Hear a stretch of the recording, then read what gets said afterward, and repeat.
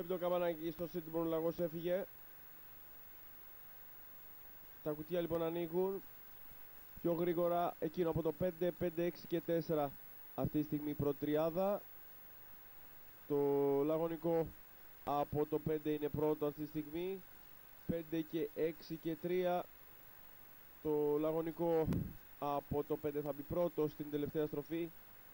Θα μπει πρώτο και όχι το 3 μαζί με το 6 για την τελική ευθεία. Η νίκη είναι για το 3 ή το 6, 3-6, ναι. 3-6 και 1. Το 3 είναι ο μεγάλος νικητής με απόδοση 3, το δεύτερο φαβορί. Το 6 δεύτερο, το μεγάλο φαβορί το 1 τρίτο.